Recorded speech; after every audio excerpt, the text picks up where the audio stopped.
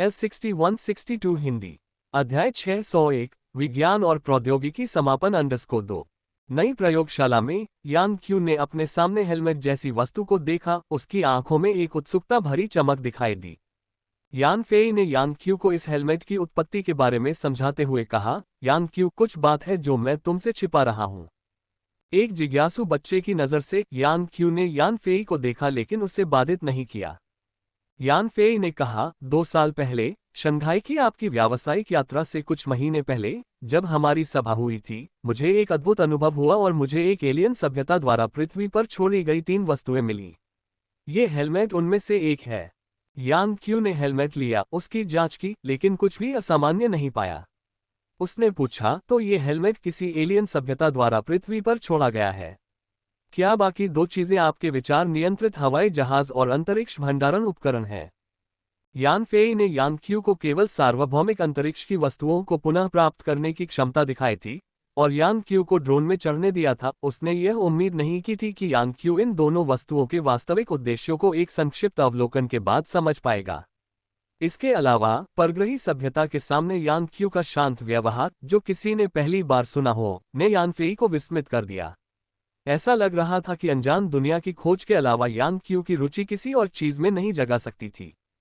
Drone अवतार यानफी का सबसे बड़ा राज था, जिसे वह किसी को नहीं बताना चाहता था। हालांकि चूंकि उसे यान क्यू की शोध क्षमताओं का इस्तेमाल करना था, इसलिए यानफी यान क्यू को अपने कुछ राज बताने और इस क्षेत्र में शोध करने के लिए मार्गदर्शन देने को तैयार था। इसीलिए यानफी ने उन वस्तुओं के एलियन मूल का होने का नाटक किया। यान फेई ने कहा, आप सही हैं। पहली वस्तु ये हेलमेट है। अन्य 2 एक विचार नियंत्रित ड्रोन और एक स्थानिक भंडारण उपकरण है। यान क्यू ने हेलमेट को अपने हाथ में उठाया और पूछा, तो फिर इस चीज का काम क्या है? यान फेई ने बताया, इस हेलमेट को माइंड कंट्रोल डिवाइस कहा जाता है। यह आपके विचारों को एक बड़े कंप्यूटिंग केंद्र से जोड़ सकता है। आपकी विचार प्रक्रिया की गति ही वह गति है जिस पर यह जानकारी स्थानांतरित कर सकता है। यदि आप ये हेलमेट पहनते हैं, तो आप माइंड कंट्रोल डिवाइस के माध्यम से बड़े कंप्यूटिंग केंद्र में प्रवेश कर सकते हैं और अपने वैज्ञानिक अनुसंधान के लिए इसकी कंप्यूटिंग शक्ति का लाभ उठा सकते हैं। यानफी द्वारा मन नियंत्रण उपकरण का संक्षिप्त परिचय सुनकर यान क्वी की तुरंत रुचि जागृत हो गई। उसकी बुद्धि असाधारण थी, उसका मन निरंतर अंतर्दृष्टियों से भरा रहता था और वह निरंतर विभिन्न जटिल गणनाएं और अनुमान लगाता रहता था। हालांकि चूंकि वह इन विचारों को बाह्य रूप से व्यक्त नहीं कर सकता था, इसलिए उसे इन्हें अपने मन तक ही सीमित रखना पड़ा और वह बाहरी सहायता प्राप्त करने में असमर्थ था। freewebnovel.com। मानव संचार मुख्यतः भाषा पर निर्भर करता है, लेकिन भाषा की अक्षमता अंतर्निहित है। यान क्यू को अपने मन की एक अंतर्दृष्टि को स्पष्ट रूप से व्यक्त करने में घंटों लग सकते हैं। उन घंटों में उसका मन सैकड़ों नई अंतर्दृष्टियां उत्पन्न कर सकता है, जिसके परिणामस्वरूप वह अपने विचारों को दूसरों तक स्पष्ट रूप से पहुंचाने पर ध्यान केंद्रित नहीं कर पाता। यान क्वी का दिमाग हमेशा जटिल गणनाओं और अनुमानों में व्यस्त रहता था, इसलिए वह बाहरी उत्तेजनाओं को नजरअंदाज कर देता था। जैसे जैसे उसका दिमाग ज्ञान इकट्ठा करता गया जो व्यवस्थित रूप से व्यवस्थित नहीं था, वह और भी अव्यवस्थित होता गया और उसकी वाणी भी अव्यवस्थित होती गई। यही कारण था कि बातचीत में यान क्वी को बात करने में कोई रुचि नहीं दिखती थी और वह पूरी तरह से अपने विचारों में डूबा हुआ दिखाई देता था। अगर ऐसा ही चलता रहा तो यान क्वी अपने दिमाग की इस उथल पुथल से पागल हो जाएगा। हालांकि अगर सचमुच कोई ऐसा उपकरण होता जो विचारों के जरिए जुड़ सकता, तो यान क्यू की अंतर्दृष्टि और गणनाएं उसके जरिए प्रेषित की जा सकती थीं और इन गणनाओं के लिए बड़े उपकरणों की कंप्यूटिंग शक्ति का इस्तेमाल किया जा सकता था। इससे उसके दिमाग से भारी गणनाओं का बोझ कम हो जाता और वह अपने अव्यवस्थित ज्ञान को व्यवस्थित कर पाता, जिससे उसके विचार दूसरों के लिए समझने योग्य हो जाते। यान क्वी का दिमाग अब एक ऐसे कमरे जैसा हो गया था जो तरह तरह के सामानों से भरा हुआ था, जिसे व्यवस्थित करना नामुमकिन था।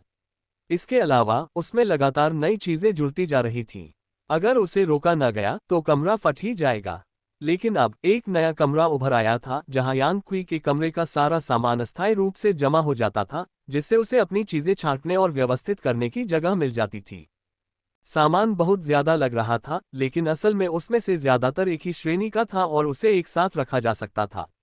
जगह बनाने की क्षमता के साथ यांगची नए कमरे की भंडारण क्षमता का फायदा उठाकर अनावश्यक, गलत या नकली चीजों को अलग अलग करके फेंक सकता था, जिससे कीमती जगह खाली हो जाती थी।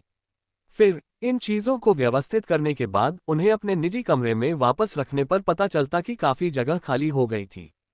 तंग जगह की समस्या का समाधान करने के बाद यान क्यू भविष्य में अपनी नई अंतर्दृष्टि और निष्कर्षों को श्रेणियों के अनुसार क्रमबद्ध कर सकेगा और उसके पास एक विशाल बैकअप कमरा भी होगा। इससे उसे अंततः संज्ञानात्मक अतिभार की पिछली स्थिति से मुक्त होने और अपने पसंदीदा वैज्ञानिक अनुसंधान को स्वतंत्र रूप से करने का अवसर मिलेगा। मन नियंत्रण यंत्र से मिलने वाले संभावित लाभों को जानने के बाद यान क्वी के चेहरे पर उत्साह झलक रहा था, हालांकि उसे इसकी बिल्कुल भी जानकारी नहीं थी। उसने पूछा, इस मन नियंत्रण यंत्र का उपयोग कैसे किया जाना चाहिए? यान फेई ने खुद कभी मन नियंत्रण यंत्र का इस्तेमाल नहीं किया था, इसलिए वह यान क्यू को निर्देश नहीं दे सका। हालांकि यंत्र के आकार को देखकर लगा कि इसे सिर पर पहनना चाहिए। उसने कहा, पहले इसे अपने सिर पर रखो। यान क्यू ने मन नियंत्रण यंत्र अपने सिर पर लगा लिया। यान फी ने यंत्र की जांच की और किनारे पर एक लाल बटन देखा। उसने यान क्यू को लाल बटन दबाने में मदद की और देखा कि वह तुरंत हरा हो गया, जबकि यान क्यू का शरीर हिलना बंद हो गया। फिर सहायक मस्तिष्क ने यान फेई को एक पूछताछ भेजी। अधिकृत उपयोगकर्ता ने माइंड कंट्रोल डिवाइस को सक्रिय कर दिया है। क्या आप प्रौद्योगिकी विश्लेषण प्रणाली और प्रौद्योगिकी वृक्ष पर मौजूद सभी ज्ञान को उपयोगकर्ता के लिए खोलना चाहते हैं? तभी यान फी को समझ आया कि मन नियंत्रण यंत्र का सही इस्तेमाल कैसे किया जाता है। उसने तुरंत पुष्टि के लिए क्लिक किया और देखा कि यान क्यू के विचार सहायक मस्तिष्क में प्रवेश कर गए थे। यह एक अद्भुत एहसास था। उसे ऐसा लगा जैसे कोई देवता सहायक मस्तिष्क में यान क्यू की हर गतिविधि पर ईश्वर की नज़र से नज़र रख रहा हो। यान क्यू को जरा भी अंदाजा नहीं था कि यान फी उसे देख रही थी। जैसे ही उसने सहायक मस्तिष्क में प्रवेश किया, उसे तकनीकी विश्लेषण प्रणाली का पता चला और वह अंदर की हर चीज के बारे में बेहद उत्सुक हो गया। यह विचारों की दुनिया थी जहां सारा संचार पल भर में बहुत तेज और सुविधाजनक तरीके से पूरा हो सकता था। हालांकि यान क्यू ने तकनीकी विश्लेषण के लिए तुरंत गणना शक्ति का इस्तेमाल नहीं किया, बल्कि केंद्रीय तकनीकी वृक्ष का अध्ययन शुरू कर दिया। निरंतर निष्कर्षण के एक दौर के बाद प्रौद्योगिकी वृक्ष का तकनीकी स्तर 1970 के दशक के मध्य के स्तर के करीब पहुंच गया था। लेकिन प्रतिरक्षा प्रणाली की शाखा विशेष रूप से समृद्ध और सुविकसित दिखाई दी, जो स्पष्ट रूप से दर्शाता है कि इस शाखा की तकनीक बहुत उन्नत अवस्था तक विकसित हो चुकी थी। जिज्ञासा से प्रेरित होकर यान क्वी प्रौद्योगिकी वृक्ष के पास पहुंचा और उसमें मौजूद तकनीकी ज्ञान का परीक्षण करने लगा। जैसे ही उसके विचारों ने तकनीकी ज्ञान को छुआ, वो ज्ञान संचार के माध्यम से तेजी से यान क्वी के मन में प्रवेश कर गया और उसने पल भर में सारा ज्ञान आत्मसात कर लिया। ज्ञान के इस पाचन ने यान क्वी के मन में मौजूद समान ज्ञान को तुरंत व्यवस्थित और संक्षिप्त कर दिया, जिससे अंततः उसके मस्तिष्क में कुछ खाली जगह बन गई। अपने उन्नत मस्तिष्क के बावजूद यान फी भी कुछ भाषाओं के ज्ञान संचार को बमुश्किल ही स्वीकार कर पा रहा था। समस्याओं से बचने के लिए उसे ज्ञान संचार के किसी भी रूप को दोबारा आजमाने में भी डर लग रहा था। फिर भी यान क्वी का मस्तिष्क एक अथाह गड्ढे जैसा लग रहा था, जहां प्रौद्योगिकी वृक्ष का सारा ज्ञान बिना किसी समस्या के उसके मस्तिष्क में प्रवेश कर रहा था। इसके बजाय इसने यान क्वी के मस्तिष्क को और अधिक व्यवस्थित बना दिया और पहले आए उसकी कठिनाइयों को कम कर दिया। यान फेई इस दृश्य को देखकर आश्चर्यचकित हुए बिना नहीं रह सके और एक सच्चे प्रतिभाशाली व्यक्ति और एक साधारण व्यक्ति के बीच के वास्तविक अंतर को समझ गए। एक प्रतिभाशाली व्यक्ति का मस्तिष्क कहीं अधिक शक्तिशाली होता है। जब यान फेई इस पर आश्चर्यचकित हो रहे थे, उन्होंने देखा कि प्रौद्योगिकी वृक्ष की शाखाएं स्पष्ट रूप से तेज गति से बढ़ रही थीं। कुछ पहले से अभावग्रस्त प्रौद्योगिकी शाखाएं तेजी से उभरने लगीं और जो स्थिर थीं, वे अब तेजी से बढ़ रही थीं। यहां तक कि पहले अनुपस्थित परमाणु प्रौद्योगिकी शाखा भी अब आधिकारिक रूप से प्रकट हो गई थी और फल फूल रही थी।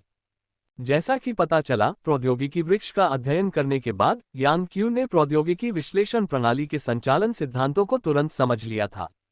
ये प्रणाली प्रौद्योगिकी वृक्ष की तकनीकों के आधार पर नई तकनीकों का अनुमान लगाती थी। प्रौद्योगिकी वृक्ष पर जितना अधिक पूर्ण और उन्नत ज्ञान होगा, प्रौद्योगिकी विश्लेषण की गति उतनी ही तेज होगी और परिणाम प्राप्त करने की संभावना उतनी ही अधिक होगी। इसलिए प्रौद्योगिकी विश्लेषण प्रणाली की अनुमान क्षमता को बढ़ाने के लिए उसे प्रौद्योगिकी वृक्ष में लुप्त तकनीकों को भरना पड़ा। freewebnovel.com। कल का दिन बहुत निराशाजनक था। मैंने जो अध्याय अपलोड किया था वह फिर से ब्लॉक हो गया। मुझे समझ ही नहीं आया कि क्या गड़बड़ हुई। 2 बार संशोधन के बाद आखिरकार किस्मत से वह पास हो गया। इस झटके ने मेरी लेखन गति को पूरी तरह से बिगाड़ दिया, इसलिए आज मैं केवल 4400 जोड़ शब्द ही लिख पा रहा हूँ। उम्मीद है सबको समझ आ गया होगा। यान क्वी सचमुच एक महाप्रतिभाशाली व्यक्ति थे। थोड़े से अध्ययन से ही उन्होंने मन नियंत्रण यंत्र की कार्यप्रणाली को समझ लिया और फलस्वरूप प्रौद्योगिकी विश्लेषण प्रणाली की पर्याप्त समझ हासिल कर ली। उन्होंने सबसे महत्वपूर्ण समस्या को तुरंत पहचान लिया। इसीलिए उन्होंने अपने मन में मौजूद सभी प्रकार की प्रेरणाओं और ज्ञान को प्रौद्योगिकी वृक्ष में स्थानांतरित करना शुरू कर दिया और इस ज्ञान का उपयोग वृक्ष के तेजी से विकास को बढ़ावा देने के लिए किया।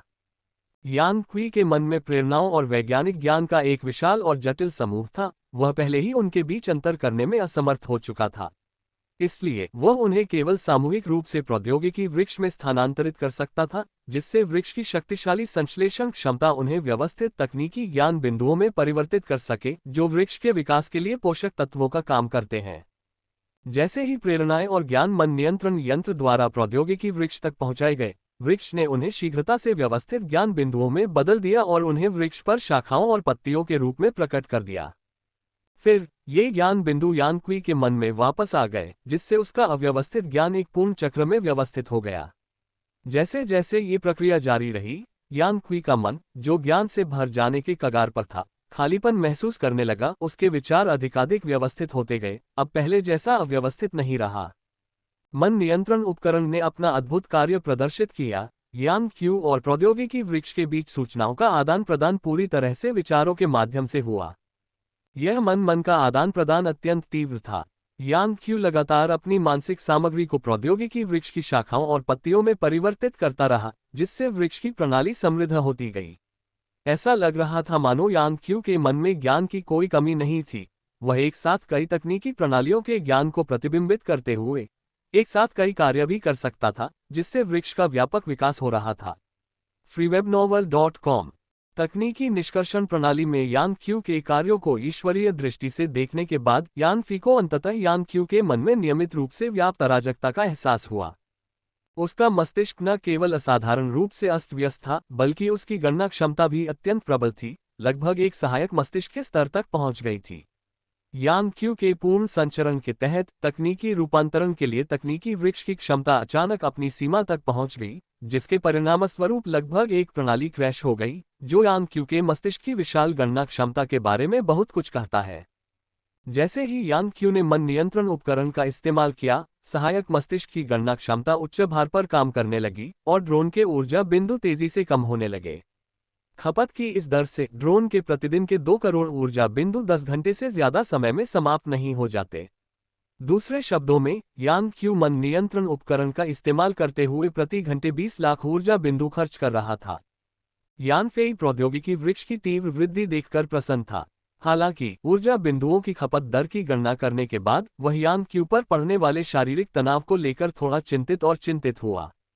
फिर भी चूंकि ऊर्जा बिंदु प्रतिदिन ताज़ा होते रहते थे, इसलिए तकनीकी प्रगति के लिए ऊर्जा बिंदुओं का आदान प्रदान करना अभी भी काफी लाभदायक था। इस दौरान यान क्वी के स्वास्थ्य में कोई असामान्यता नहीं देखी गई थी। इसलिए यान फी ने यान क्वी के ज्ञान हस्तांतरण कार्य को रोकने के लिए कोई पहल नहीं की। आखिरकार प्रौद्योगिकी वृक्ष की नींव पहले ही बहुत कमजोर थी और अब उन कमियों को पूरी तरह से भरने का सबसे अच्छा अवसर था। प्रौद्योगिकी वृक्ष से प्राप्त पूरक तकनीकी ज्ञान के साथ प्रौद्योगिकी विश्लेषण करने से नई तकनीकों को प्राप्त करने की संभावनाएं बहुत बढ़ जाएंगी। हालांकि यान फेई को अभी भी किसी भी समस्या से बचना था, इसलिए उसने मन नियंत्रण उपकरण के उपयोग के अधिकारों पर एक सीमा तय कर दी। यान क्यू दिन में 5 घंटे से ज्यादा मन नियंत्रण उपकरण का इस्तेमाल नहीं कर सकता था। अगर वह उस समय से ज्यादा समय तक ऐसा करता, तो उपकरण अपने आप यान क्यू के विचारों से जुड़ाव तोड़ देता और उसे तकनीकी निष्कर्षण प्रणाली से बाहर निकाल देता। प्रतिदिन 5 घंटे माइंड कंट्रोल डिवाइस का उपयोग करके ड्रोन हमेशा 1 करोड़ ऊर्जा बिंदुओं का भंडार बनाए रख सकता है। ये भंडार ड्रोन की पर्याप्त परिचालन क्षमता सुनिश्चित करेगा, जिससे ऊर्जा बिंदुओं की कमी की पिछली चरम स्थिति से बचा जा सकेगा और मिस्टी द्वीप की सुरक्षा सुनिश्चित होगी। जैसे ही यान क्यू ने मन नियंत्रण उपकरण का इस्तेमाल किया, उपकरण से अन्य डेटा स्वतः ही यान फेई के मन में प्रकट हो गए। उदाहरण के लिए, यान क्यू वास्तव में मन नियंत्रण उपकरण के माध्यम से ड्रोन के सहायक मस्तिष्क से जुड़ रहा था। दोनों के बीच अधिकतम संपर्क दूरी यान फेई की ड्रोन से नियंत्रण दूरी के बराबर थी।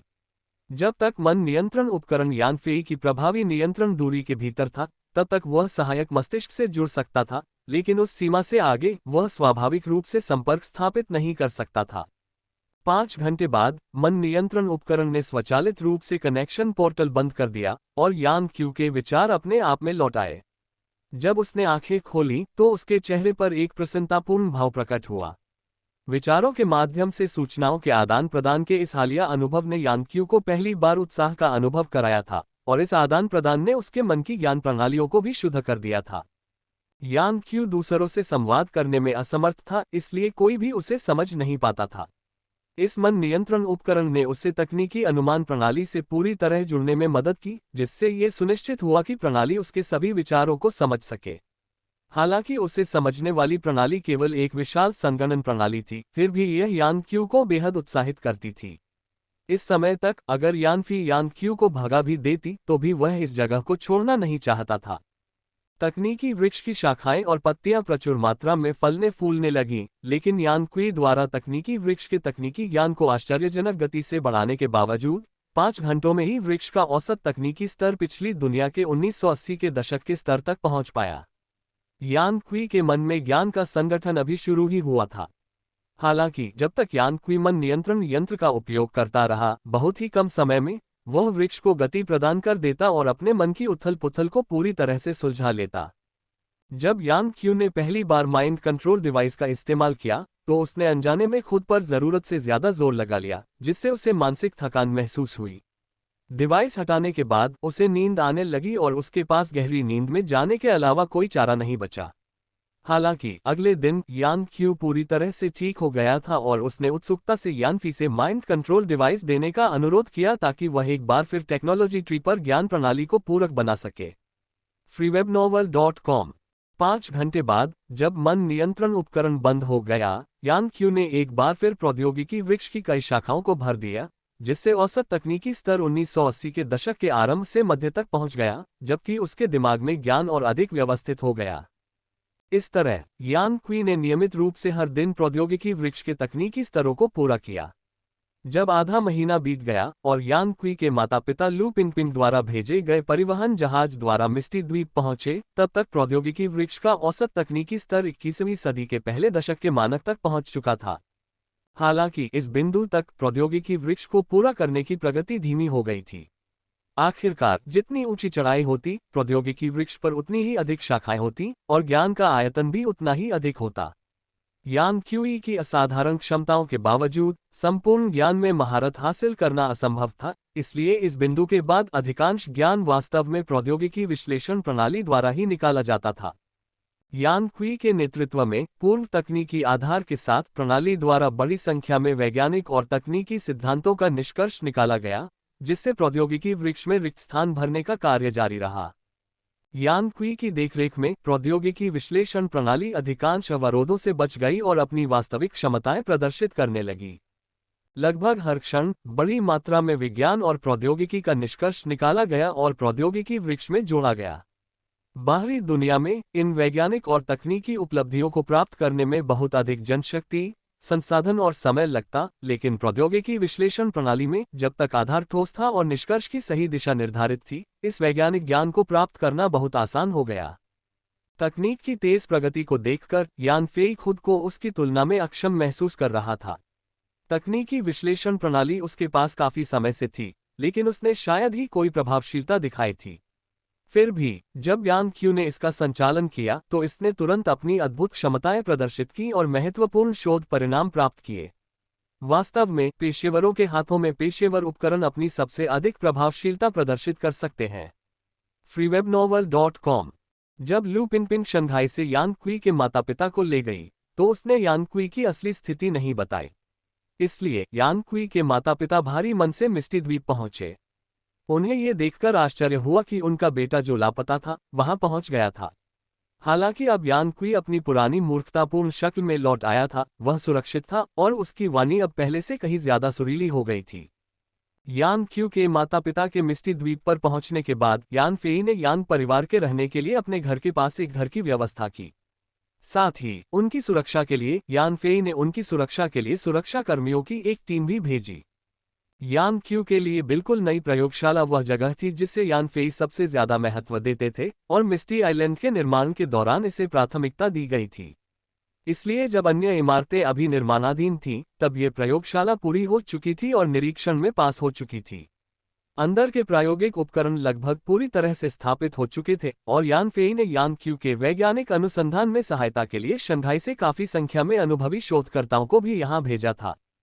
पहले तो इन अनुभवी शोधकर्ताओं ने यान क्यू को मूर्ख और अविश्वसनीय समझते हुए उसे तुच्छ समझा, लेकिन यान क्यू के पहले व्याख्यान के बाद वे पूरी तरह से स्तब्ध रह गए।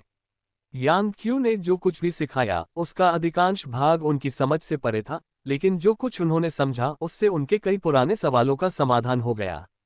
स्वाभाविक रूप से उन्होंने यान क्यू की बात मानी और उनके शोध कार्यों में उनकी सहायता की।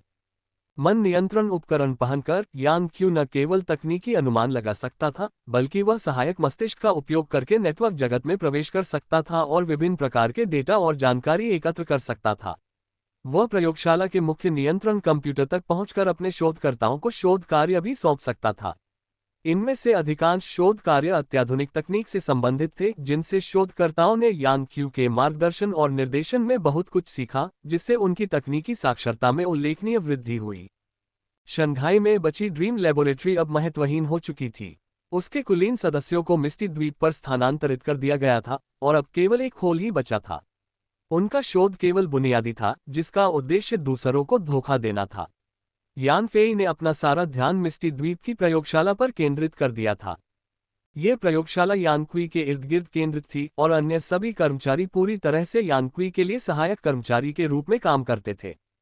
तकनीकी विकास की प्रेरक शक्ति को चुनते हुए यानफी ने विशाल वैज्ञानिकों के सामूहिक शोध पर निर्भर रहने के बजाय एक प्रमुख वैज्ञानिक के इर्द गिर्द व्यापक तकनीकी प्रगति को बढ़ावा देने का विकल्प चुना। आखिरकार यान क्वी की क्षमताएं अन्य शोधकर्ताओं से कहीं बेहतर थीं और उन्हें प्रमुख के रूप में केंद्रित करना ही संघर्ष और मतभेदों को कम करने और तकनीकी प्रगति को तेजी से प्राप्त करने का एकमात्र तरीका था। जैसे जैसे यान क्वी ने अपने मन की अव्यवस्थित तकनीक और प्रेरणा को प्रौद्योगिकी वृक्ष पर स्थानांतरित किया और इन तकनीकी प्रणालियों को एकीकृत और परिपूर्ण किया, न केवल उसने प्रौद्योगिकी वृक्ष में उल्लेखनीय वृद्धि को पोषित किया, बल्कि उसका कभी अव्यवस्थित मस्तिष्क भी स्पष्ट होता गया। इससे पहले यान क्वी का मन कभी इतना स्पष्ट नहीं था। उसे ठीक ठीक पता था कि उसे क्या करना चाहिए, हालांकि वह अभी भी यह नहीं समझ पा रहा था कि मानवीय भावनाएं कैसे बनती। यान क्यू के प्रोत्साहन से प्रौद्योगिकी वृक्ष औसतन 10 साल पहले की वास्तविक दुनिया के तकनीकी स्तर तक पहुंच चुका था। हालांकि कुछ महत्वपूर्ण क्षेत्रों में प्रौद्योगिकी वृक्ष का विकास आज की दुनिया के उन्नत स्तरों से कहीं आगे निकल गया था और एक पूर्ण अग्रणी स्थान प्राप्त कर लिया था, जबकि अन्य क्षेत्रों में हालांकि वे अभी भी दुनिया के उन्नत मानकों से पीछे हैं, लेकिन प्रौद्योगिकी एक्सट्रपलेशन प्रणाली के निरंतर निष्कर्षों के साथ ये कम विकसित तकनीकी क्षेत्र निश्चित रूप से उनसे आगे निकल जाएंगे। जब यान फेई तकनीक के विकास पर ध्यान केंद्रित करने के लिए मिस्टी द्वीप लौटी, तभी चीन की विशेष ड्यूटी यूनिट के प्रतिनिधि यू शियाओझोउ ने भी यान फेई को ढूंढ निकाला और यान क्वी के बारे में पूछताछ की। पता चला कि चीन ने डार्क वेब पर फेईपिन के इनामी कार्य को देखा था और यान क्वी को बचाने के लिए संयुक्त राज्य अमेरिका में विध्वंसक को आते देखा था। उन्हें पता था कि यान क्वी चीन लौट आए हैं। हालांकि वे घरेलू स्तर पर यान क्वी का पता नहीं लगा पाए थे, इसलिए उन्होंने सीधे तौर पर जिम्मेदार व्यक्ति यान फेई से उसके बारे में पूछताछ करने के लिए संपर्क किया। आखिरकार चीन के सबसे व्यापक खुफिया संगठन होने के नाते वे जानते थे कि फेईपिन डार्क वेब पर यान फेई द्वारा इस्तेमाल किया जाने वाला एक छद्म नाम था और यह कि डिस्ट्रॉयर और यान फेई के बीच गहरा संबंध था। वे यान फेई और यान क्यूई के बीच के रिश्ते से भी वाकिफ थे। इसके अलावा यान क्यूई के माता पिता का मिस्टी द्वीप पर अचानक आगमन, इसलिए उन्होंने तुरंत अनुमान लगाया कि यान क्यूई पहले से ही द्वीप पर मौजूद होगी। चीन को यान क्वी की स्थिति के बारे में पहले से कुछ भी स्पष्ट नहीं था, लेकिन संयुक्त राज्य अमेरिका में अपने अंदरूनी सूत्रों से मिली खुफिया जानकारी के बाद उन्होंने तुरंत यान क्वी को उच्च सम्मान दिया। सारी जानकारी का विश्लेषण करने के बाद उन्हें एहसास हुआ कि यान क्वी बिल्कुल वैसा ही वैज्ञानिक था जिसकी चीन को सबसे ज्यादा जरूरत थी। हालांकि इतने महत्वपूर्ण वैज्ञानिक को पर्याप्त ध्यान नहीं दिया गया था। इसके अलावा उस मूर्ख बीजिंग अनुसंधान संस्थान ने यान क्वी को पूरी तरह से नाराज कर दिया था और उसे निष्कासित कर दिया था। इसलिए उन्होंने यान क्वी को ढूंढने और उसे देश में वापस आकर सेवा करने के लिए फिर से आमंत्रित करने का फैसला किया। हालांकि इस समय यान फेई मिस्टी द्वीप पर रह रहा था और शायद ही कभी चीन लौटता था। इसके अलावा ड्रीम टेक्नोलॉजी देश के लिए लगातार महत्वपूर्ण होती जा रही थी। इसलिए यान फेई पर संदेह के बावजूद चीनी अधिकारी यान फेई को व्यक्तिगत रूप से पूछताछ के लिए नहीं ढूंढ पाए। यही कारण था कि उन्होंने यान फेई के इरादों की जांच के लिए यू शियाओझोउ को भेजा। यू शियाओझोउ की यात्रा का उद्देश्य जानने के बाद यान फी ने तुरंत यान क्यू के ठिकाने के बारे में किसी भी जानकारी से इनकार कर दिया और यान क्यू पर झूठे आरोप लगाने के लिए संयुक्त राज्य अमेरिका की कड़ी निंदा की। उसने यू शियाओझोउ को ये भी बताया कि यान क्यू उसका अच्छा दोस्त है और उसे उम्मीद है कि चीन यान क्यू को ढूंढकर वापस चीन ले आएगा। ये देखकर कि यान फेई ने यान क्यू के गायब होने में किसी भी तरह की संलिप्तता से साफ इनकार कर दिया है, यू शियाओझोउ असहाय हो गया और केवल अपने वरिष्ठों को यान फेई की प्रतिक्रिया बताने के लिए ही कुछ समय के लिए वहां से जा सका। आखिरकार ड्रीम टेक्नोलॉजी अब एक महाविशालकाय प्राणी बन चुकी थी, इसलिए जब तक उनके पास पर्याप्त सबूत न हो, देश यान फेई के साथ यूं ही कुछ नहीं करेगा। 10 दिन बाद मन नियंत्रण यंत्र की मदद से यान क्वी ने अपने मन के सभी ज्ञान और प्रेरणा को प्रौद्योगिकी वृक्ष की शाखाओं और पत्तियों में मूर्त रूप दे दिया। इससे न केवल प्रौद्योगिकी वृक्ष का औसत तकनीकी स्तर 5 साल पहले की वास्तविक दुनिया के स्तर पर पहुंच गया, बल्कि यान क्वी के मन की ज्ञान प्रणाली भी पूरी तरह से व्यवस्थित हो गई, जिससे वह पागलपन की कगार से शांत होकर अंततः स्वतंत्र रूप से वैज्ञानिक अनुसंधान कर सका। प्रयोगशाला में शोधकर्ता लगातार यान क्यू द्वारा दिए गए विभिन्न वैज्ञानिक प्रयोगों को पूरा करने और तकनीकी निष्कर्षण के लिए इन आंकड़ों के उपयोग को सुगम बनाने हेतु डेटा रिकॉर्ड करने में व्यस्त थे।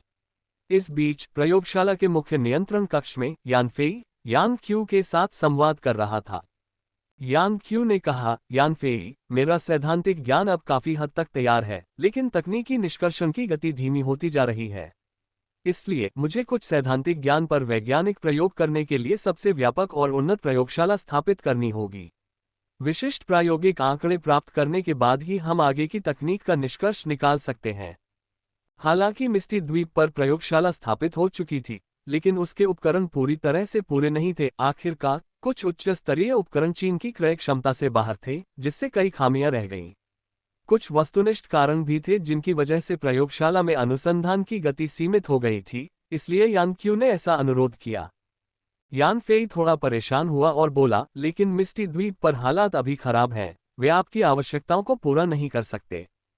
यान क्यू ने पूछा, आपके विचार से एक पेशेवर प्रयोगशाला की आवश्यकताओं को पूरा करने के लिए कौन सी स्थितियां आवश्यक है? freewebnovel.com। एक पल सोचने के बाद यान फेई ने कहा, सबसे पहले हमारे पास पर्याप्त बिजली आपूर्ति होनी चाहिए। मिस्टी द्वीप अभी भी ताप विद्युत उत्पादन का उपयोग कर रहा है, जो न केवल पर्यावरण को प्रदूषित करता है, बल्कि अतिरिक्त बिजली भी प्रदान नहीं कर सकता। प्रयोगशाला की बिजली खपत बहुत अधिक है, इससे द्वीप के अन्य क्षेत्रों में पहले से ही बिजली आपूर्ति की कमी हो गई है। और यदि प्रयोगशाला की बिजली खपत बढ़ जाती है, तो बिजली की कमी और भी विकट हो जाएगी, जो वर्तमान में सबसे कठिन समस्या है। दूसरी बात, प्रयोगशाला में अत्याधुनिक प्रयोगात्मक उपकरणों और महत्वपूर्ण आंकड़ों का अभाव है, और हमें बड़ी संख्या में पेशेवर रूप से कुशल शोधकर्ताओं की भी आवश्यकता है। लेकिन इसे कुछ हद तक टाला जा सकता है क्योंकि मेरे पास स्वाभाविक रूप से इसे हल करने के तरीके हैं। इसके अलावा प्रयोगशाला को विशिष्ट तकनीकों को उत्पादकता और बिल्कुल नए उत्पादों में बदलने की भी आवश्यकता है। केवल इसी तरह प्रयोगशाला के संचालन को सहारा देने और एक स्वस्थ औद्योगिक एवं वैज्ञानिक अनुसंधान चक्र बनाने के लिए पर्याप्त धनराशि उपलब्ध हो सकेगी। बेशक वर्तमान में वित्तपोषण कोई समस्या नहीं है, क्योंकि मैं अभी भी पर्याप्त वित्तीय सहायता प्रदान कर सकता हूं।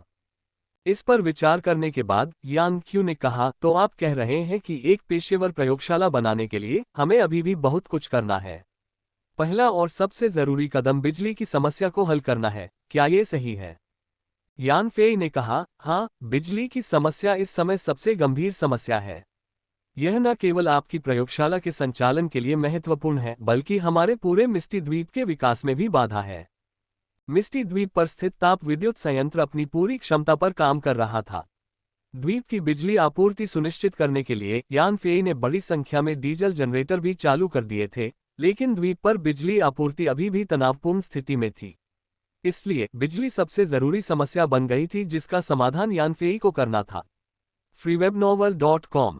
एक पल सोचने के बाद यान क्वी ने कहा, मैंने पहले एक परमाणु ऊर्जा स्टेशन डिजाइन किया था, जिसकी मेरी डिजाइन में बहुत मजबूत बिजली उत्पादन क्षमता है। बन जाने पर यह मिस्टी द्वीप की संपूर्ण ऊर्जा जरूरतों को पूरा कर सकेगा। हालांकि ये परमाणु ऊर्जा स्टेशन सिर्फ एक अवधारणा है जो मैंने तैयार की है, और इसे अभी तक व्यवहार में नहीं लाया गया है, लेकिन सिद्धांत रूप में इसमें कोई समस्या नहीं होनी चाहिए। अगर आप परमाणु ऊर्जा स्टेशन बनाने के लिए आवश्यक विशेष उपकरणों की जरूरतों को पूरा कर सकते हैं, तो मैं निश्चित रूप से इस पावर स्टेशन का निर्माण करवा सकता हूं। दुनिया भर में परमाणु ऊर्जा संयंत्रों पर हुई कुछ दुर्घटनाओं के कारण यान फेई को उन पर कुछ हद तक अविश्वास हुआ और उन्होंने अपनी चिंता व्यक्त की, लेकिन परमाणु ऊर्जा संयंत्र पर्यावरण में भारी प्रदूषण फैलाते हैं। किसी अप्रत्याशित दुर्घटना की स्थिति में अगर परमाणु ईंधन लीक हो जाता है, तो विकिरण की विशाल मात्रा मिस्टी द्वीप के लिए विनाशकारी हो सकती है। इसके अलावा परमाणु कचरे का निपटान एक वैश्विक समस्या है। यान क्यू ने उत्तर दिया, यह एक पुराना दृष्टिकोण है। मैंने जो परमाणु ऊर्जा स्टेशन डिजाइन किया है वह वर्तमान परमाणु तकनीक से कम 50 साल आगे है और इसे सुपर परमाणु ऊर्जा स्टेशन कहा जा सकता है। मेरे डिजाइन के अनुसार ये सुपर परमाणु ऊर्जा स्टेशन सुरक्षा, स्वच्छता और उच्च दक्षता प्रदान करता है। अगर इसमें तोड़फोड़ या हमला भी हो जाए तो भी अंदर का परमाणु रिएक्टर तुरंत बंद हो जाएगा और परमाणु ईंधन की सुरक्षा करेगा, इसलिए रिसाव का कोई खतरा नहीं होगा। इसके अलावा ये परमाणु ऊर्जा का बहुत अच्छी तरह से उपयोग करता है, क्योंकि यह सभी परमाणु ईंधन को पूरी तरह से जला सकता है। कहने का तात्पर्य यह है कि ये सुपर परमाणु ऊर्जा स्टेशन कोई परमाणु अपशिष्ट उत्पन्न नहीं करेगा, इसलिए परमाणु अपशिष्ट से निपटने की कोई समस्या नहीं होगी। अंत में इस सुपर परमाणु ऊर्जा स्टेशन की बिजली उत्पादन क्षमता अविश्वसनीय रूप से मजबूत है, जो चीन के सबसे बड़े शांशिया पावर स्टेशन की क्षमता से 10 गुना से भी ज्यादा है। freewebnovel.com। यान फेई दिल से हैरान रह गया जब उसे यान क्यू द्वारा डिजाइन किए गए सुपर न्यूक्लियर पावर स्टेशन की भयानक विशेषताओं को समझ में आया। आपको बता दें कि शांशिया पावर स्टेशन चीन का सबसे बड़ा पावर स्टेशन है, जो प्रति वर्ष 80 बिलियन किलोवाट घंटे बिजली का उत्पादन करता है, जो 10 गुना अधिक है, जो 800 बिलियन किलोवाट घंटे के बराबर है। चीन का वार्षिक बिजली उत्पादन 7 ट्रिलियन किलोवाट घंटे से थोड़ा कम है, जिसका अर्थ है कि अकेले ये सुपर न्यूक्लियर पावर स्टेशन चीन के ऊर्जा उत्पादन का 10% से अधिक हिस्सा होगा। ये वास्तव में एक भयावह संभावना थी। इतनी ऊर्जा के साथ मिस्टी द्वीप का ऊर्जा संकट पूरी तरह से हल हो जाएगा। इतना ही नहीं, ये सुपर न्यूक्लियर पावर स्टेशन बहुत सुरक्षित था और मिस्टी द्वीप में कोई प्रदूषण नहीं फैलाएगा। यान फेई ने अपने उत्साह को नियंत्रित करने का प्रयास करते हुए पूछा, क्या आपके सुपर न्यूक्लियर पावर स्टेशन का परीक्षण प्रौद्योगिकी एक्सट्रपलेशन प्रणाली के माध्यम से किया गया है? यान क्यू के सुपर न्यूक्लियर पावर स्टेशन की दावा की गई उत्पादन क्षमता इतनी बढ़ा चढ़ाकर बताई गई थी कि वह प्रसिद्ध न्यूक्लियर फ्यूजन पावर प्लांट से भी आगे निकल गई। इसलिए यान फेई अभी भी कुछ चिंतित थे। आखिरकार मानवीय डिजाइनों में हमेशा खामियां हो सकती हैं, और केवल तकनीकी एक्सट्रपलेशन सिस्टम ही पूर्णता की गारंटी दे सकता है। इसलिए उन्होंने पूछा कि क्या पावर स्टेशन को तकनीकी एक्सट्रपलेशन सिस्टम द्वारा सत्यापित किया गया है। तकनीकी एक्सट्रपलेशन सिस्टम द्वारा सत्यापित तकनीक परिपक्व होगी और ये दर्शाएगी कि पावर स्टेशन का निर्माण वास्तव में किया जा सकता है।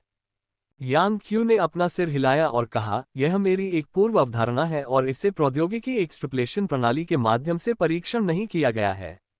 लेकिन यदि आप इस परमाणु ऊर्जा स्टेशन का निर्माण शुरू करने का निर्णय लेते हैं, तो मैं तुरंत इसकी पुष्टि करवाऊंगा ताकि यह सुनिश्चित हो सके कि यह विफलता सुरक्षित है। यान फेई मिस्टी द्वीप पर बिजली आपूर्ति को लेकर चिंतित था। तभी उसे यान क्यू से एक बड़ा सरप्राइज मिला, क्योंकि यान क्यू ने दरअसल एक super nuclear power station design किया था। इस पावर स्टेशन के बन जाने से मिस्टी द्वीप की ऊर्जा समस्या पूरी तरह से हल हो जाएगी। यान फेई के प्रसन्न भाव को देखकर यान क्यू ने आगे कहा, इस सुपर न्यूक्लियर पावर स्टेशन के लिए अन्य सभी आवश्यक तकनीकें हमारे पास पहले से ही मौजूद हैं, इसलिए यह पूरी तरह से संभव है। हालांकि एक बात है, सुपर न्यूक्लियर पावर स्टेशन के लिए एक ऐसी सामग्री की आवश्यकता होती है जो उच्च तापमान को सहन कर सके, एक ऐसी सामग्री जो कम से कम 6000 डिग्री सेल्सियस तापमान का प्रतिरोध करने में सक्षम हो। यान फेई चौंक गया। वर्तमान उच्च तापमान प्रतिरोधी पदार्थ केवल 4000 डिग्री सेल्सियस से कम तापमान ही सहन कर सकते हैं। यान क्यू वास्तव में ऐसी सामग्री की मांग कर रहा था जो 6000 डिग्री सेल्सियस तापमान सहन कर सके। उसे ऐसी चीज कहाँ मिलेगी? इस बिंदु पर यान फेई को एहसास हुआ कि यान क्यू को वास्तविक स्थिति का पता नहीं था और उसने केवल अपने पेशेवर ज्ञान के आधार पर वही डिजाइन बनाया था जो उसे सबसे अच्छा लगा। सर्वोत्तम परिणाम प्राप्त करने के लिए उसने सुपर न्यूक्लियर पावर स्टेशन तकनीक के डिजाइन में कुछ ऐसी सामग्रियों का भी इस्तेमाल किया था जो वास्तव में अभी तक अस्तित्व में नहीं थी। यान फे यान क्यू के साथ वास्तविक स्थिति पर चर्चा करने ही वाला था कि अचानक उसे वह काला गोला याद आया जो उसने संयुक्त राज्य अमेरिका के लास वेगास के ठीक बाहर रेगिस्तान के नीचे मैग्मा झील से निकाला था। वह काला गोला उस तपती मैग्मा झील में पाया गया था, जिसका तापमान कम से कम 1000-2000 डिग्री सेल्सियस के बीच था, लेकिन वह बिल्कुल भी ऊष्मा का संचालन नहीं करता था। यान फेई को उसके ऊपर खड़े होकर गर्मी महसूस नहीं हुई। freewebnovel.com। इसलिए उस काले गोले में कोई ऐसा कार्य अवश्य होगा जो उच्च तापमान का प्रतिरोध करता हो, और अब वह ब्रह्मांडीय अंतरिक्ष में स्थित है। जब यान फेई ने उस काले गोले को उठाया था तब उसे इसका आकार पता नहीं था, जब तक कि उसने उसे ब्रह्मांडीय अंतरिक्ष में नहीं रखा और पाया कि उसका आयतन उसकी कल्पना से परे था। उस काले गोले का व्यास 20 मीटर था, एक आदर्श गोला। यान फेई ने गणना करके पाया कि उसका घनत्व अविश्वसनीय रूप से ऊंचा था, जो 100 टन घन मीटर तक पहुंच गया था। काले गोले का कुल वजन 314,000 टन निकला, और इसमें कोई आश्चर्य नहीं कि यान फेई उसे उठाते समय अपनी आध्यात्मिक शक्ति की कमी से लगभग बेहोश हो गया। तब यान फेई को यह अजीब लगा कि काले गोले का घनत्व पृथ्वी पर किसी भी पदार्थ से कहीं अधिक था, फिर वह उस समय मैग्मा झील में कैसे तैर रहा था। यान फेई के मन में फिर और सवाल उठे। काले गोले के भौतिक और रासायनिक गुण बहुत ही अजीब थे। न सिर्फ उसका घनत्व ज्यादा था, बल्कि वह ऊष्मा का संचालन भी नहीं करता था, जो पृथ्वी के अन्य तत्वों से बिल्कुल अलग था, जिससे पता चलता था कि वह एक बिल्कुल नया अज्ञात तत्व था। इसके अलावा उस समय के वातावरण को देखते हुए यह बहुत संभव लग रहा था कि वह काला गोला अंतरिक्ष से पृथ्वी पर गिरा हो। काला गोला प्राप्त करने के बाद यान फेई ने केवल प्रारंभिक माप ही लिए थे और अभी तक उस पर पूरी तरह से शोध करने का अवसर नहीं मिला था। अब जबकि यान क्यू को एक उच्च ताप प्रतिरोधी पदार्थ की आवश्यकता थी, यान फेई को तुरंत काले गोले में मौजूद तत्व का ख्याल आया। चूंकि काला गोला तपते हुए मैग्मा में भी अपना तापमान अपरिवर्तित बनाए रख सकता था, इसलिए ये संकेत देता था कि यह ऊष्मा का संचालन नहीं करता। ये संभवतः एक अति उच्च ताप प्रतिरोधी पदार्थ हो सकता है। काले गोले का अध्ययन करने के लिए यान क्यू से ज्यादा उपयुक्त कोई नहीं था। इसलिए यान फेई ने तुरंत यूनिवर्सल स्पेस में जाकर वहां की मिनी प्रोडक्शन वर्कशॉप का इस्तेमाल करके काले गोले को इकट्ठा किया, फिर उसका स्कैन किया और पाया कि यह एक ठोस गोला था, जिसके अंदर और बाहर दोनों तरफ एक ही तत्व था, और वह भी बेहद शुद्ध। सौभाग्य से काले गोले की कठोरता बहुत ज्यादा नहीं थी, बस स्टील से थोड़ी ज्यादा थी। इससे यान फेई के लिए मिनी प्रोडक्शन वर्कशॉप का इस्तेमाल करके काले गोले से पदार्थ की एक परत निकालना आसान हो गया। फिर उसने इस छोटे से पदार्थ को एक डिब्बे में रखा, उसे यूनिवर्सल स्पेस से निकाला और यान क्यू को दे दिया। यान फेई ने कहा, यह एक ऐसा पदार्थ है जो मैंने प्राप्त किया है।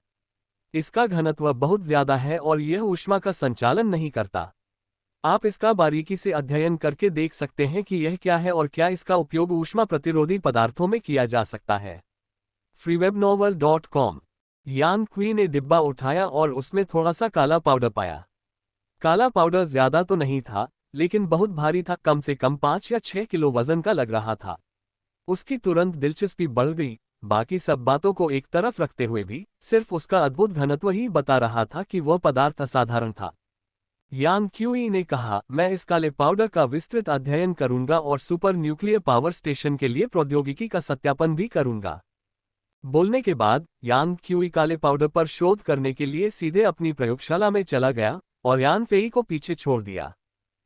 2 दिन बाद यान फेई वेन रॉक के साथ निर्माण स्थल पर टर्मिनल इलनेस हॉस्पिटल के मुख्य निर्माण कार्य की देखरेख कर रहा था, जो लगभग पूरा होने वाला था। तभी यान क्यू अचानक सुरक्षा कर्मचारियों के साथ प्रकट हुआ और बगल में खड़े वेन रॉक की परवाह न करते हुए यान फेई को अपनी प्रयोगशाला में खींच लिया। यान क्यू की प्रयोगशाला में उसके शांत भाव के नीचे एक उत्साह था जिसे वह छिपा नहीं सका। उसने यान फेई को एक कागज दिया और कहा, यान फेई, यह तुम्हारे काले पाउडर का विश्लेषण है। मैंने पुष्टि की है कि यह पृथ्वी पर खोजा गया कोई भी तत्व नहीं है और यह पृथ्वी के वातावरण में नहीं बना, इसलिए यह जरूर अंतरिक्ष से आया होगा। यान फेई ने कागज उठाया और देखा कि वह तरह तरह के रासायनिक प्रतीकों और संख्याओं से भरा हुआ था। अपनी पिछली शिक्षा के कारण वह उसे बिल्कुल समझ नहीं पाया। उसने शर्मिंदगी से मुस्कुराते हुए कहा, यान क्यू, मुझे सीधे सीधे बताओ, इस चीज का क्या उपयोग है। यान क्यू ने कहा, इस पदार्थ का सबसे बड़ा उपयोग उत्प्रेरक के रूप में है। किसी वस्तु में उत्प्रेरक के रूप में मिलाए गए काले पाउडर की थोड़ी सी मात्रा उसके गुणों में बहुत महत्वपूर्ण परिवर्तन और वृद्धि ला सकती है। इसलिए इसके अनुप्रयोग अत्यंत व्यापक हैं। मैंने पहले ही टेक्नोलॉजी एक्सट्रपलेशन सिस्टम में कई सिमुलेशन किए हैं और 128,000 अनुप्रयोग पाए हैं। सबसे महत्वपूर्ण बात यह है कि इस काले पाउडर में स्वयं अति उच्च तापमान प्रतिरोधक क्षमता होती है। हमारे प्रयोगशाला उपकरणों से हम अभी भी इसका गलनांक निर्धारित नहीं कर सकते, लेकिन यह निश्चित रूप से 10,000 डिग्री सेल्सियस से अधिक है। इस प्रकार इस काले पाउडर को मिलाने से पदार्थों के उच्च तापमान के प्रतिरोध में काफी सुधार हो सकता है। हमने प्रयोग किए हैं और काले पाउडर के अंश वाली साधारण ऊष्मा प्रतिरोधी सामग्रियां 6500 डिग्री सेल्सियस तक के तापमान को सहन कर सकती हैं। दूसरे शब्दों में, हमें वह ऊष्मा प्रतिरोधी सामग्रियां मिल गई हैं जिनकी मुझे पहले से तलाश थी। यान फेई हैरान रह गया, उसे उम्मीद नहीं थी कि काले गोले को बनाने वाला तत्व इतना शक्तिशाली है और उसके इतने सारे उपयोग हैं, और उसने ऊष्मारोधी पदार्थों की समस्या का भी समाधान कर दिया है जो उसे परेशान कर रही थी। उसने कहा, तो क्या इसका मतलब यह नहीं है कि उस सुपर न्यूक्लियर पावर स्टेशन के निर्माण में अब कोई बाधा नहीं है? यान क्यू ने कहा, टेक्नोलॉजी एक्सट्रपलेशन सिस्टम से गणना करने के बाद मुझे एहसास हुआ कि मेरे पिछले डिजाइन में कुछ समस्याएं थीं, इसलिए मैंने कुछ बदलाव किए। फिर मैंने ऑक्सिलरी ब्रेन से आगे एक्सट्रपलेशन करवाया और नतीजा एक ज्यादा सटीक डिजाइन प्लान था। सिस्टम इस प्लान को इतनी जल्दी एक्सट्रपलेशन करने में इसलिए कामयाब रहा क्योंकि मैंने सामग्री में काला पाउडर शामिल किया था। बाद में मुझे अपने मूल डिजाइन में एक बड़ी खामी का पता चला, लेकिन काला पाउडर मिलाने के बाद वह खामी पूरी तरह से ठीक हो गई। यान फेई को पूरी तरह से राहत महसूस हुई, लेकिन फिर वह फिर से चिंतित हो गए और पूछने लगे, परमाणु ऊर्जा स्टेशन के निर्माण के लिए कितने काले पाउडर की आवश्यकता होती है? हालांकि उस काले गोले का वजन 314,000 टन था, फिर भी पृथ्वी पर अब तक मिला यह इकलौता गोला था। एक बार इसका इस्तेमाल हो जाने पर कुछ भी नहीं बचेगा, इसलिए यान फेई इसे बहुत कम इस्तेमाल करना चाहता था ताकि यह बहुत जल्दी खत्म न हो जाए, खासकर जब यान क्यू ने इसके कई तरह के इस्तेमालों का जिक्र किया था। टेक्नोलॉजी एक्सट्रपलेशन सिस्टम के साथ पहले से ही प्रक्षेपण कर चुके यान क्यू के मन में इससे संबंधित आंकड़े पहले से ही थे। उन्होंने कहा, ये काला पाउडर दरअसल एक बिल्कुल नया तत्व है जो आवर्त सारणी में बहुत बाद में आता है और संभवतः किसी चरम खगोलीय घटना में टकराव के दौरान बना होगा। लेकिन ये यौगिक के रूप में मौजूद नहीं है, बल्कि यह एक शुद्ध तत्व के रूप में मौजूद है। 100 टन पदार्थों में इस तत्व का सिर्फ 1 ग्राम मिलाने से उनके भौतिक गुण पूरी तरह बदल सकते हैं। मेरे हिसाब से एक सुपर न्यूक्लियर पावर स्टेशन बनाने के लिए इस तत्व की 50 किलोग्राम मात्रा की आवश्यकता होगी। यान क्यू की बात सुनकर यान फी ने राहत की सांस ली। काले पाउडर का घनत्व 100 टन प्रति घन मीटर तक पहुंच गया था। इसका मतलब था कि 50 किलोग्राम केवल 0.5 घन डेसीमीटर के बराबर था। काले गोले के कुल द्रव्यमान 314,000 टन को देखते हुए यह मात्रा लगभग नगण्य थी। इतनी कम मात्रा में काले पाउडर से एक सुपर न्यूक्लियर पावर स्टेशन प्राप्त करना एक बहुत ही अच्छा सौदा लग रहा था। तो यान फेई ने कहा, कोई बात नहीं, मैं उपकरण प्रसंस्करण के लिए 50 किलोग्राम काला पाउडर आवंटित करूंगा। यान क्यू ने कहा, यह काला पाउडर एक बिल्कुल नया तत्व है। इसे बार बार काला पाउडर कहना उचित नहीं है, इसलिए आपको इसका नाम रखना चाहिए। एक क्षण सोचने के बाद यान फेई ने कहा, चलो इसे काला सोना कहते हैं। इस नाम से इसके उपयोग का पता नहीं चलेगा और बाहरी लोग इसका वास्तविक अर्थ नहीं समझ पाएंगे। यान क्यू ने कहा, ठीक है, अब से मैं इसे काला सोना कहूंगा। यान फेई ने कहा, अब जब सुपर परमाणु ऊर्जा स्टेशन के डिजाइन को लेकर कोई समस्या नहीं है, तो क्या इसका मतलब यह है कि हम इसका निर्माण शुरू कर सकते हैं? यान क्वी ने सिर हिलाते हुए कहा, नहीं, सुपर न्यूक्लियर पावर स्टेशन के लिए अभी कई शुरुआती काम करने हैं। सिर्फ डिजाइन तैयार होना ही काफी नहीं है। सबसे पहले आपको सुपर न्यूक्लियर पावर स्टेशन के निर्माण के लिए जगह तय करनी होगी। चूंकि यह साफ सुथरा और सुरक्षित है, इसलिए इसे किसी दुर्गम जगह पर बनाने की जरूरत नहीं है। ये रही मेरे द्वारा बनाई गई न्यूक्लियर पावर स्टेशन की डिजाइन ड्राइंग, पहले आप इसे देख सकते हैं। यान फी ने यान क्यू द्वारा दिया गया टैबलेट खोला और उस पर बने डिजाइन चित्रों को देखने लगा।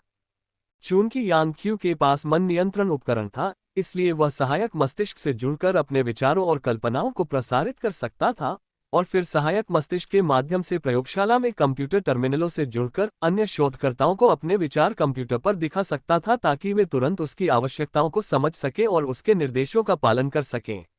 विचार संचरण की इस पद्धति से यान क्यू की कार्यकुशलता में उल्लेखनीय वृद्धि हुई थी।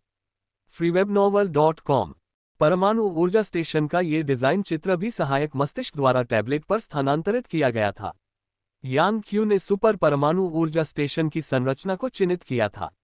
चित्र के आंकड़ों के अनुसार यान फेई ने देखा कि सुपर परमाणु ऊर्जा स्टेशन 600 मीटर लंबा, 200 मीटर चौड़ा और 50 मीटर ऊंचा था और इस सीमा के भीतर विभिन्न घटक स्थापित थे। मिस्टी द्वीप के भूभाग को ध्यान में रखते हुए यान फेई के मन में परमाणु ऊर्जा स्टेशन के निर्माण के लिए पहले से ही एक स्थान था। उसने कहा, मेरे पास पहले से ही परमाणु ऊर्जा स्टेशन के लिए एक लक्षित स्थान है और मैं आपके साथ साइट निरीक्षण के लिए जाऊंगा। freewebnovel.com। यान क्यूई ने कहा, दूसरी चीज जो पहले से तैयार करने की जरूरत है वह है एक ऐसा कारखाना ढूंढना जो परमाणु ऊर्जा स्टेशन के लिए आवश्यक उपकरण का उत्पादन कर सके और फिर उसे कारखाने के स्थल पर इकट्ठा कर सके। यान फेई ने कहा, आपका उपकरण इतना अत्याधुनिक है कि दूसरे लोग शायद इसे न बना पाएं। इसलिए आप एक विनिर्माण प्रक्रिया तैयार कर सकते हैं जिससे दूसरों को उपकरण बनाने के तरीके के बारे में मार्गदर्शन मिल सके। यान क्यूई ने कहा, प्रौद्योगिकी एक्सट्रपलेशन प्रणाली में पहले से ही बड़ी संख्या में औद्योगिक उत्पाद निर्माण प्रक्रियाएं हैं और हमारे पास पहले से ही प्रासंगिक तकनीक है, इसलिए मुझे बस थोड़ा समय दीजिए और मैं निर्माण प्रक्रियाओं का एक पूरा सेट डिजाइन कर पाऊंगा। हालांकि हमारे परमाणु ऊर्जा स्टेशन को जिन उपकरणों की आवश्यकता है उनके लिए बहुत उच्च उत्पादन परिशुद्धता की आवश्यकता होती है और इसके लिए विशेष सामग्री की आवश्यकता भी होती है। मेरा मानना है कि वर्तमान में एक भी कारखाना ऐसा नहीं है जो हमारी आवश्यकताओं को पूरा करने वाले उत्पादों का उत्पादन कर सके। जैसे ही यान क्यू ने प्रौद्योगिकी वृक्ष पूरा किया, कुछ प्रौद्योगिकियां विश्वअग्रणी स्तर पर पहुंच चुकी थी और अधिकांश प्रौद्योगिकियां विश्व स्तर के अनुरूप थी, केवल कुछ ही उन्नत विश्व मानक से पीछे थीं। इसलिए केवल तकनीकी स्तर के संदर्भ में यान फेई का तकनीकी स्तर पहले ही संयुक्त राज्य अमेरिका से आगे निकल चुका था और अब संयुक्त राज्य अमेरिका के साथ उसका अंतर विनिर्माण प्रक्रिया और उत्पादन क्षमता में था। विनिर्माण प्रक्रियाओं में समय के साथ संचय की आवश्यकता होती है और उत्पादन क्षमता में भी धीरे धीरे सुधार की आवश्यकता होती है, इसलिए यान फेई की ताकत कम समय में संयुक्त राज्य अमेरिका की बराबरी नहीं कर सकती थी। लेकिन जब उच्च तकनीकी उत्पादों के उत्पादन की बात आई तो संयुक्त राज्य अमेरिका अब यान फेई के सामने नहीं था। मिनी उत्पादन कार्यशाला के साथ जब तक वह ऊर्जा अंक खर्च करने को तैयार था, वह उत्पादन परिशुद्धता में उल्लेखनीय वृद्धि कर सकता था, जिससे वह उच्च तकनीकी उत्पादों का शीघ्रता से निर्माण कर सकता था जिन्हें बनाने में अन्य देशों को लंबा समय लगता। उसकी एकमात्र चिंता विनिर्माण प्रक्रियाओं की कमी थी। इसलिए यान फेई ने कहा, चिंता मत करो, जब तक आप मुझे विनिर्माण प्रक्रिया प्रदान करते हैं मैं स्वाभाविक रूप से आपको उपकरण बनाने में मदद करने के लिए एक जगह खोजने में सक्षम हो जाऊंगा। यान क्यू ने सिर हिलाया और कहा, मुझे कुछ दिन दीजिए और मैं निश्चित रूप से आपको पूरी निर्माण प्रक्रिया बता दूंगी। एक समस्या हल करने के बाद यान फेई को कुछ खुशी महसूस हुई और उसने पूछना जारी रखा, क्या कोई अन्य प्रारंभिक कार्य है जिसे तैयार करने की आवश्यकता है? यान क्यू ने कहा, हम एक परमाणु ऊर्जा स्टेशन बनाने जा रहे हैं और इसके लिए हमें परमाणु ईंधन के रूप में यूरेनियम की आवश्यकता है। परमाणु ऊर्जा स्टेशन के आधिकारिक रूप से संचालित होने और बिजली उत्पादन शुरू करने से पहले हमें पर्याप्त मात्रा में यूरेनियम प्राप्त करना होगा। यान फेई ने कहा, यूरेनियम एक रणनीतिक सामग्री है और बहुत संवेदनशील है, वास्तव में इसे प्राप्त करना कठिन है। क्या आपके पास कोई अच्छा सुझाव है? यान क्यू ने कहा, यूरेनियम प्रकृति में व्यापक रूप से वितरित है, न कि केवल जमीन में दबा हुआ है। यान फेई की रुचि जागृत हुई और उन्होंने पूछा, क्या कोई अन्य स्थान है जहां हम यूरेनियम प्राप्त कर सकें? यान क्यूई ने कहा, मेरी जानकारी के अनुसार समुद्र के पानी में बड़ी मात्रा में यूरेनियम होता है, हालांकि यह आयनों के रूप में मौजूद होता है और समुद्र के पानी में यूरेनियम आयनों की सांद्रता बहुत कम होती है। हालांकि मैंने एक उपकरण तैयार किया है जो समुद्र के पानी से यूरेनियम निकाल सकता है और इस उपकरण के कार्य सिद्धांत और डिजाइन योजना को प्रौद्योगिकी एक्सट्रपलेशन सिस्टम द्वारा सत्यापित किया गया है। इस उपकरण के साथ हम समुद्र के पानी से लगातार यूरेनियम प्राप्त कर पाएंगे। दरअसल जैसे ही यान फेई को पता चला कि वे एक सुपर न्यूक्लियर पावर स्टेशन बनाने जा रहे हैं, उन्होंने यूरेनियम प्राप्त करने के मुद्दे पर पहले ही विचार कर लिया था। पृथ्वी पर कई परमाणु ऊर्जा स्टेशन चल रहे हैं, लेकिन उनकी तकनीक बहुत पुरानी है। परमाणु ईंधन पूरी तरह से नहीं जल पाता, इसलिए वे बड़ी मात्रा में परमाणु अपशिष्ट उत्पन्न करते हैं। इस अपशिष्ट का अर्धायु बहुत लंबा होता है और इसके तेज विकिरण के कारण ये प्राकृतिक पर्यावरण को बहुत नुकसान पहुंचाता है। इस परमाणु अपशिष्ट से निपटने के लिए लोग इसे जमीन के नीचे गाड़ देते हैं या शीशे के बैरल में बंद करके गहरे समुद्र की खाइयों में फेंक देते हैं। इसलिए यान फेई ने परमाणु ऊर्जा स्टेशन में बिजली उत्पादन के लिए गहरे समुद्र की खाइयों से इन फेंके गए परमाणु कचरे को इकट्ठा करने के लिए ड्रोन का इस्तेमाल करने की योजना बनाई। यान क्यू के सुपर न्यूक्लियर पावर स्टेशन की तकनीक बेहद उन्नत थी और बहुत कम यूरेनियम वाले इन परमाणु कचरे का इस्तेमाल भी परमाणु ऊर्जा स्टेशन में बिजली पैदा करने के लिए किया जा सकता था। अगर हालात और भी बदतर हो जाते तो यान फेई चुपचाप दूसरे देशों की भूमिगत यूरेनियम खदानों में ड्रोन भेजकर उनके यूरेनियम संसाधनों को इकट्ठा कर लेते ताकि परमाणु ऊर्जा स्टेशन में बिजली उत्पादन में इस्तेमाल किया जा सके। यान फेई की अपनी योजनाएं थीं, लेकिन उसने यह उम्मीद नहीं की थी कि यान क्वी से एक सामान्य सा सवाल उसे इतना बड़ा सरप्राइज देगा। यान क्वी ने ही यान फेई को समुद्र के पानी से यूरेनियम निकालने की क्षमता दी थी। अनुमान लगाया गया था कि समुद्र के पानी में यूरेनियम की मात्रा 4 अरब टन थी, जो जमीन पर पाए जाने वाले यूरेनियम की मात्रा से 500 गुना ज्यादा थी। सचमुच अक्षय यूरेनियम निकालने की इस क्षमता के साथ यान फेई को अब यूरेनियम प्राप्त करने की चिंता नहीं रही। स्वाभाविक रूप से अब उसे दूसरों के यूरेनियम संसाधनों को चुराने या उनका परमाणु कचरा उठाने का शौक नहीं रहा। यूरेनियम संसाधन बहुत संवेदनशील होते हैं, उनकी किसी भी मात्रा की गणना और हिसाब दूसरों द्वारा किया जाता है और यहां तक कि फेंके गए परमाणु कचरे की भी नियमित रूप से जांच की जाती है।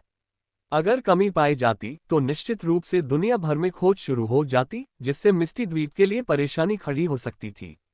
हालांकि समुद्री जल से यूरेनियम निकालने का पता किसी को नहीं चलता, ये यान फेई के लिए एक बहुत ही सुरक्षित और पसंदीदा तरीका था। फिर भी यान फेई अभी भी कुछ चिंतित थे और उन्होंने पूछा, समुद्री जल से यूरेनियम निकालने की इस तकनीक के पीछे क्या सिद्धांत है? यान क्यू ने विस्तार से बताया, मेरे यूरेनियम निष्कर्षण उपकरण का मूल सिद्धांत अतिचालक चुंबकीय पृथक्करण विधि है। अतिचालक चुंबकों के अतिचालक चुंबकीय क्षेत्र और छँटाई कक्ष में चुंबकीय माध्यम के उच्च प्रवणता का उपयोग करके एक विशाल चुंबकीय क्षेत्र बनाया जाता है जो समुद्री जल की एक निश्चित सीमा में यूरेनियम आयनों को सोख लेता है। फिर ये यूरेनियम आयन एक अभिक्रिया से गुजरते हैं और वापस यूरेनियम में परिवर्तित हो जाते हैं। अतिचालक चुंबकीय क्षेत्र बनाने के लिए बड़ी मात्रा में विद्युत ऊर्जा की आवश्यकता होती है, इसलिए शुरुआत में ही बड़ी मात्रा में बिजली का निवेश करना पड़ता है।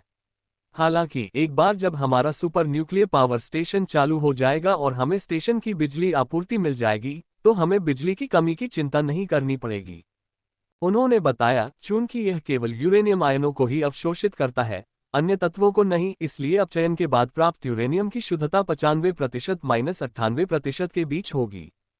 इतनी उच्च शुद्धता वाले यूरेनियम का इस्तेमाल परमाणु हथियारों के लिए भी किया जा सकता है। यूरेनियम निष्कर्षण उपकरण का एक टुकड़ा प्रतिदिन कम से कम 1 किलोग्राम यूरेनियम को अवशोषित कर सकता है और 1 किलोग्राम यूरेनियम के पूर्ण विखंडन से उतनी ही ऊष्मा उत्पन्न होती है जितनी 2500 टन सामान्य कोयले को जलाने से उत्पन्न होती है। बिजली के संदर्भ में 1 किलोग्राम यूरेनियम से 2 करोड़ किलोवाट घंटे बिजली उत्पन्न होती है। यान फेई इस बात से वाकई बहुत खुश हुए। अगर उन्हें हर दिन 1 किलोग्राम यूरेनियम मिल जाए तो इसका मतलब होगा 2 करोड़ किलोवाट घंटे, जो मिस्टी द्वीप के थर्मल पावर स्टेशन और डीजल जनरेटर के दैनिक उत्पादन से पहले से ही 2 गुने से भी ज्यादा है। इस अतिरिक्त बिजली से यान फेई और ज्यादा यूरेनियम निष्कर्षण उपकरण बना पाएंगे और ज्यादा यूरेनियम प्राप्त कर पाएंगे और फिर और भी ज्यादा बिजली पैदा कर पाएंगे। गौरतलब है कि सुपर न्यूक्लियर पावर स्टेशन सालाना 800 अरब किलोवाट घंटे बिजली पैदा करता है, यानी प्रतिदिन 2.2 अरब किलोवाट घंटे, जिसमें अधिकतम 110 किलोग्राम यूरेनियम की खपत होती है। हालांकि मिस्टी द्वीप पर बिजली की कमी है, लेकिन द्वीप के लिए उस सारी बिजली का उपयोग करना असंभव है, इसलिए सुपर न्यूक्लियर पावर स्टेशन को एक साथ पूरा करने की योजना नहीं बनाई गई थी। इसे 3 चरणों में धीरे धीरे बनाया जाएगा।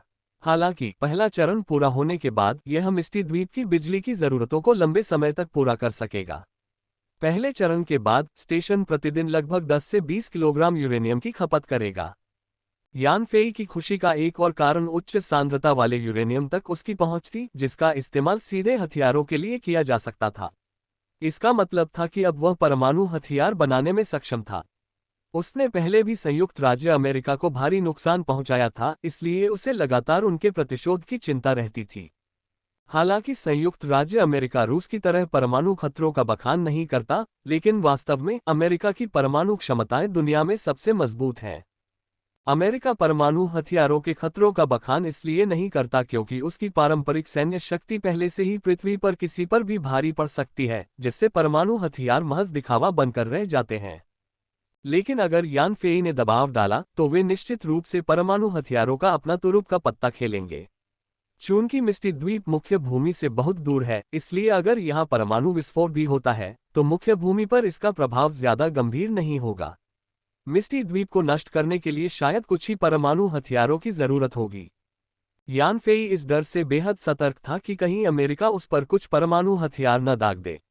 लेकिन एक बार जब उसके पास भी परमाणु हथियार बनाने की क्षमता हो गई तो वह अमेरिका को भी उन्हीं हथियारों से धमका सकता था, जिससे एक भयानक परमाणु संतुलन हासिल हो गया और उसे अमेरिका से परमाणु खतरे का डर भी नहीं रहा।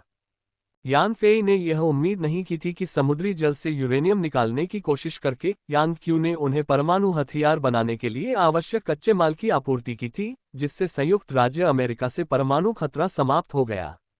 यह इस समस्या को भी दर्शाता है कि वैज्ञानिक अपनी उच्च आईक्यू के बावजूद अक्सर कम ईक्यू वाले होते हैं।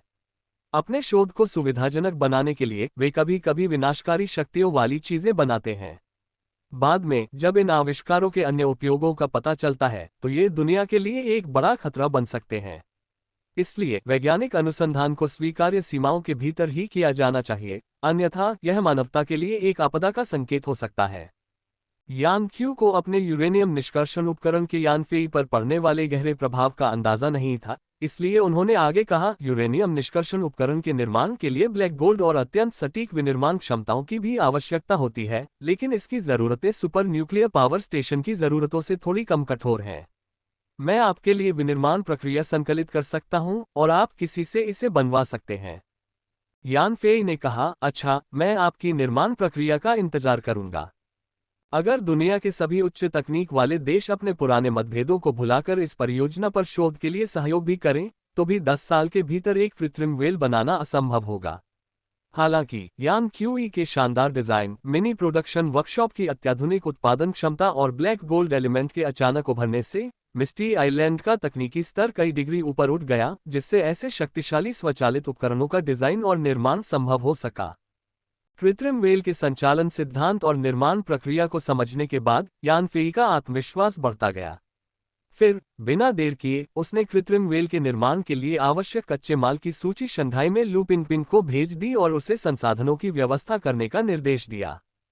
कृत्रिम व्हेल भले ही उच्च गुणवत्ता वाली लग रही हो, लेकिन इसके निर्माण में इस्तेमाल होने वाली सामग्रियां दुर्लभ नहीं हैं, बल्कि वे आम कच्चे माल हैं। इसके उत्पादन की कुंजी मूल तकनीकों, अनूठी निर्माण प्रक्रियाओं और ब्लैक गोल्ड एलिमेंट के इस्तेमाल में निहित है। इन सभी जरूरी शर्तों के पूरा होने पर ही इसे पूरी तरह से बनाया जा सकता है। 3 दिन बाद यान क्यू द्वारा सुपर न्यूक्लियर पावर स्टेशन के लिए बनाई गई पूरी निर्माण प्रक्रिया का भी खुलासा हुआ और सभी आवश्यक कच्चे माल की सूची भी दी गई। यान क्यू वाकई बुद्धिमान था, लेकिन उसकी भावनात्मक बुद्धि बेहद कमजोर थी। उसे इस बात का अंदाजा नहीं था कि कुछ मौजूदा उत्पाद उसकी जगह ले सकते हैं। शायद उसे लगता था कि बाजार में उपलब्ध उत्पाद उसकी डिजाइन की जरूरतों को पूरा नहीं कर सकते। इसलिए तथाकथित पूरी निर्माण प्रक्रिया में कच्चे माल को उसकी प्राकृतिक अवस्था में इस्तेमाल करने से लेकर उसके पुर्जों में बदलने और पुर्जों को तैयार उत्पादों में जोड़ने तक सब कुछ शामिल था। जब तक यान फेई इस प्रक्रिया का पालन करता, वह बिना किसी मानसिक तनाव के ऐसे उत्पाद बना सकता था जो यान क्यू को संतुष्ट कर सकें। यान क्यू की गलतफहमी के कारण मिस्टी द्वीप पर उत्पादों के लिए कई अतिरिक्त उत्पादन प्रक्रियाएं विकसित हुईं। हालांकि यह एक अच्छी बात साबित हुई, क्योंकि मिस्टी द्वीप में उच्च तकनीक वाले उत्पादों के लिए उन्नत उत्पादन प्रक्रियाओं का अभाव था। हालांकि इन प्रक्रियाओं का उपयोग वर्तमान में सुपर न्यूक्लियर पावर स्टेशन के लिए पुर्जे बनाने में किया जाता था, लेकिन ये तकनीक हस्तांतरणीय थी और बाद में बिक्री के लिए अन्य उत्पादों के उत्पादन में भी इसका इस्तेमाल किया जा सकता था। इस प्रक्रिया के दौरान यान क्यूई भारी मात्रा में उच्च तकनीकी उपकरणों का इस्तेमाल करेगा और इस उच्च तकनीकी का इस्तेमाल अन्य अत्याधुनिक उत्पादों के निर्माण में भी किया जा सकता है। अत्याधुनिक उत्पादों के लिए बाजार की कभी कमी नहीं रही। जैसे ही ये उत्पाद बिक्री के लिए उपलब्ध होंगे, ये यान फेई के लिए तुरंत अच्छा खासा मुनाफा लाएंगे और ड्रीम टेक्नोलॉजी की मुश्किलें कम करेंगे, जो जैव चिकित्सा उत्पादों और सौंदर्य प्रसाधनों की बिक्री पर बहुत ज्यादा निर्भर थी। इसी तरह सुपर न्यूक्लियर पावर स्टेशन के लिए जरूरी सामग्री बाजार में आम तौर पर उपलब्ध है, बस थोड़ी ज्यादा मात्रा में जरूरत पड़ने का फर्क है। चूंकि शंघाई चीन का सबसे समृद्ध शहर है और देश के सबसे बड़े कमोडिटी बाजार का घर है, इसलिए लू पिनपिंग ने सूची मिलते ही तुरंत खरीदारी शुरू कर दी। सिर्फ एक हफ्ते में उन्होंने सभी जरूरी सामग्री इकट्ठा कर ली। इन सामग्रियों में न केवल कृत्रिम वेल के लिए आवश्यक सामग्री शामिल थी, बल्कि सुपर न्यूक्लियर पावर स्टेशन के लिए भी आवश्यक सामग्री शामिल थी। कुल मात्रा 60 लाख टन तक पहुंच गई। इन्हें प्राप्त करने में भारी धनराशि खर्च हुई, लेकिन ड्रीम टेक्नोलॉजी के लिए वर्तमान में ये खर्च नगण्य था।